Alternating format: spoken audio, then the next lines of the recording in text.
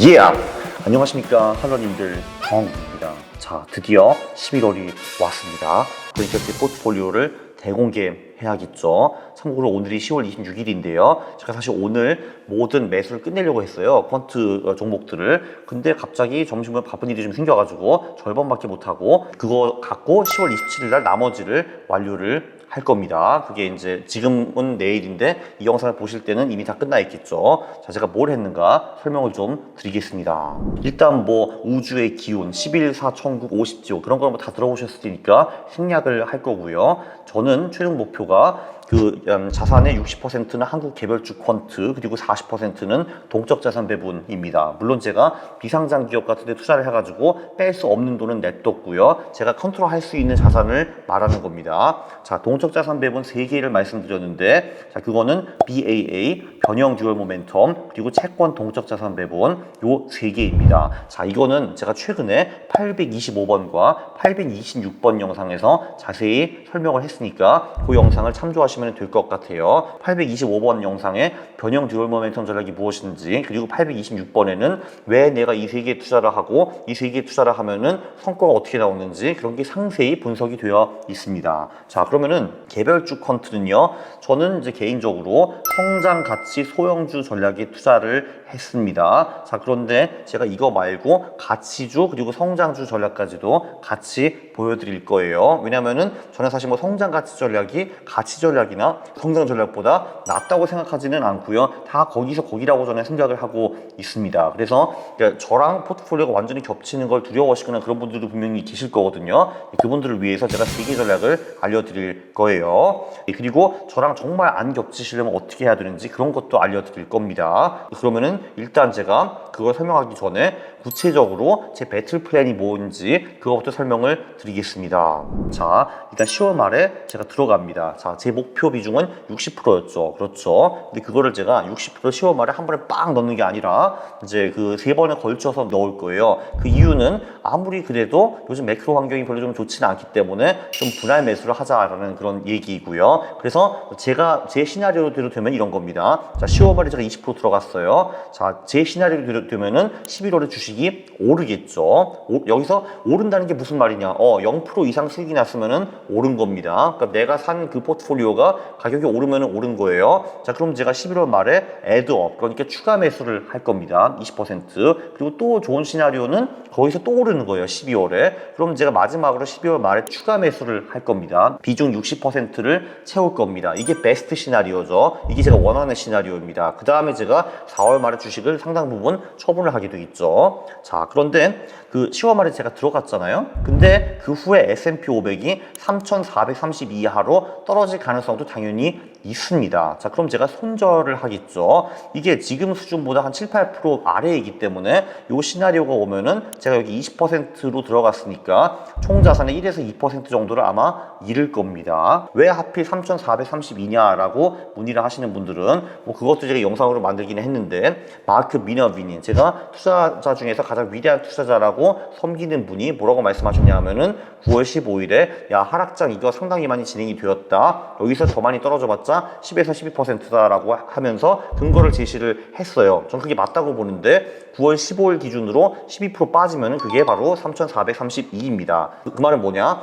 3,432 이하로 S&P 500이 떨어지면은 역사에서 별로 보지 못했던 그런 대사건이 발생하는 거 플러스 마크 미너비니가 틀리는 사건이 발생하는 겁니다. 둘 다 자주 있는 일은 아니거든요. 그래서 S&P 500이 3,432 이하로 떨어지면 저는 일단 도망갈 겁니다. 자, 그러면은 제가 이제 10월 말에 사가지고 그 후에 손절을 했다고 치면은 전 12월 말에 다시 재진입을 할 겁니다. 다시 그 빵프로에서 20%로 비중을 채울 거고요. 그런 식으로 투자를 할 거고. 자, 그리고 또 하나의 나쁜 시나리오가 있죠. 제가 10월 말에 매수를 했고 11월에 주식이 올랐어요. 그래서 제가 추가 매수를 했습니다. 자, 추가 매수를 했는데 그 후에 장이 막 빠지는 거예요. 가장 재수없는 시나리오입니다. 자, 이럴 경우에는 제 비중이 벌써 40%이기 때문에 여기서 손절을 하게 되면은 총 자산의 46% 정도를 잃게 될 거예요. 매우 빡칠 겁니다. 그 다음에 12월 말이나 1월 말에 재진입을 할 계획입니다. 자, 그래서 이 모든 전략의 포인트가 무엇이냐라고 여쭤보시면은, 자, 저는 전략이 있다라는 겁니다. 별로 안 좋은 전략이 전략 없는 것보다는 훨씬 더 낫다라고 볼 수가 있고요. 저는 한마디로 모든 시나리오에 다 대비가 되어 있습니다. 시험에 들어간 다음에 이 주식이 오르든 말든 저는 다 계획이 있는 거예요. 참고로 주식이 오르지도 않고 3,430 이하로 하락하지도 않으면 저는 그냥 추가 매수를 하지 않고 그냥 지켜볼 겁니다. 그냥 4월 말까지 이렇게 보유를 할 거고요. 그래서 저는 어쨌든 시나리오별로 전부 다 계획이 있기 때문에 투자를 통해서 스트레스를 받을 수가 없습니다. 그냥 계획대로 시나리오별로 그 계획을 집행만 하면 되는 거거든요. 대부분 사람들은 이 매수만 한 다음에 그 다음에 아무 대책이 없습니다. 이거를 도대체 오르면은 얘가 너무 많이 올라가지고 팔아야 될지 계속 보유를 해야 될지 떨어지면 손절을 해야 될지 존버를 해야 될지 그 우왕좌왕해서 결국은 뻘짓을 하게 되는데 이런 식으로 여러분들도 매수하기 전에 계획을 세우는 것이 대단히 중요하다라고 말씀드리고 싶고요. 자, 이제 제가 무엇을 사느냐 그런 걸로 좀 넘어가 보겠습니다. 자, 퀀터스에 넘어가면요. 참고로 퀀터스는 이제 얼리버드 이벤트에 들어갔고 이제 조만간 한두 달 후에 유료화가 본격적으로 될 것 같아요. 그래서 지금까지는 아직 무료화로 엔조이를 할 수 있고요. 이제 조만간은 그게 안 될 겁니다. 물론 제 책을 사시거나 그러면은 몇 개월짜리 쿠폰이 나오고 이런 거는 분명히 있습니다. 또 이렇게 교면 홍보를 한번 해야지 제 분이 풀리죠, 이렇게. 자, 그러면은 어떤 전략을 썼냐면은 자, 한국 코리아이죠, 코리아. 자, 여기서 이제 기본 필터 6개 무조건 넣어야 됩니다. 이게 제가 늘 강조하는 6대 한국 사회학, 금융주, 중국기업, 지주사, 관리종목, 적자기업, 적자기업 이런 애들이요. 빼야 됩니다. 그 다음에 소형주 필터를 넣어야죠. 잠깐만 일단 지워보고 자 여기서 커스텀 필터를 누르면요. 시가총액 하위 20% 여기에만 투자를 하는 겁니다. 자, 퀀터스가 디자인이 좀 많이 이쁘게 바뀌었죠. 다음을 누르잖아요. 이렇게 나오고 여기서 펌 PSR, 포어, PGPR 요 4개 가치 팩터를 넣고 쭉 밑에 가서 순이익 성장률, 매출 총이익 성장률, 영업이익 성장률, 그리고 매출액 성장률 요 4개의 성장 팩터를 넣습니다. 그래서 총 팩터가 8개가 들어간 성장 가치 전략이에요. 여기 성장성 팩터가 4개, 그리고 가치성 팩터가 4개 들어간 그런 전략이 성장 가치 전략이고요. 네, 이거를 한 다음에 포트폴리오 추출에 가서 한눈에 한번 체크를 해보면 됩니다. 이런 것도 추가 기능이 생겼어요. 딱 보면은 유니버스 선택은 한국이고 기본 필터 6개를 제외했고 시가총액 하위 20% 필터가 들어가 있네요. 팩터는 그죠, 퍼 PSR, 포 PGPR가 들어가 있고 그리고 순이익 성장률, 영업이익 성장률, 매출 총이익 성장률, 매출 성장률 8개 팩터가 들어가 있는 것 같네요. 자, 그러면은 이걸 가지고 다음을 눌러보면 몇 개 종목이 필요하십니까? 라고 나옵니다. 저 같은 경우는 여기서 20개에 투자를 하고 싶으면 한 25개 정도를 뽑습니다. 왜냐하면은 20개 종목 중에서 거래량이 너무 떨어진다든지 아니면 뭐 다른 이유로 매수가 어떻게 좀 어렵다든지 이런 종목들이 보통 간혹 좀 나오거든요. 그래서 이렇게 포트를 추출을 해가지고 요 엑셀표를 열면은 그 종목들이 나오는데 제가 이걸 일부러 안 열어보는 이유는 왠지 이렇게 하면은 제가 먼저 산 다음에 펌핑을 하는 것 같잖아요. 그래서 그거를 피하기 위해서 제가 종목을 안 꺼낼 거고요. 여러분들이 영상을 보시고 이 똑같은 작업을 하시면은 종목들이 조금 변해 있을 겁니다. 왜냐하면 퍼나 PBR이나 이런 거는 수시로 바뀌잖아요. 그죠? 네, 그래서 이렇게 하고 이 엑셀 파일을 열면은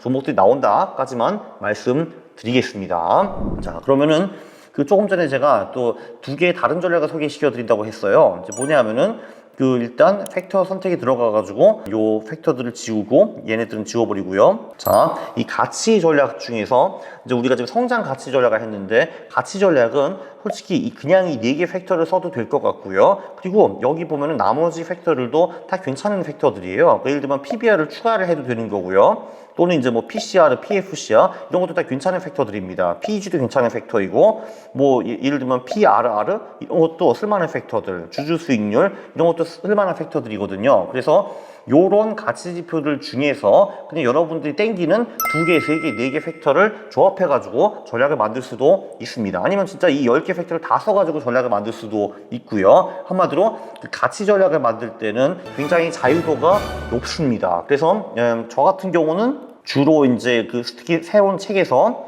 요 4개 팩터를 많이 선호하기는 했죠. 퍼 PSR, 포 PGPR 요걸 쓰긴 썼는데 조금 전에 강조드렸지만 제가 클릭한 그 10몇 개 팩터들 중에서 여러분들이 땡기시는 2개, 3개, 4개를 써도 충분하게 훌륭한 전략이 나올 겁니다. 믿지 못하시면은 백테스트를 한번 해보세요. 네, 그렇죠. 이게 한마디로 2번째 전략이 될 수가 있고요. 그리고 3번째 전략은 성장 전략이죠. 성장 전략. 요거는 그냥 밑에 가가지고 그냥 조금 전에 봤던 그 팩터들입니다. 순이익, 영업이익, 매출총이익, 매출액, 성장률 요 네 개를 가지고도 그냥 성장 전략을 만들 수가 있어요. 그래서 저 같은 경우는 이제 성장 가치 전략에 투자를 하긴 했는데 그렇다고 해서 성장 전략과 가치 전략이 나쁜 것인가? 그건 아니라라는 겁니다. 그래서 사실 여러분들이 그냥 하고 싶으신 대로 그냥 성장 가치 전략에 몰빵을 하실 수도 있고 아니면 그 세 개의 전략에 나눠서 투자를 할 수도 있고 아니면 성장 가치는 별로인 것 같아. 나는 그냥 성장 5억 가치만 투자를 하겠어. 나는 또는 성장 전략 가치 전략 이렇게 투자를 할 수도 있고요. 그래서 무궁무진한 방법이 있을 것 같습니다. 요 세 개의 전략을 알려드렸으니까 그걸 적절히 섞어서 투자를 하시면 될 것 같고요.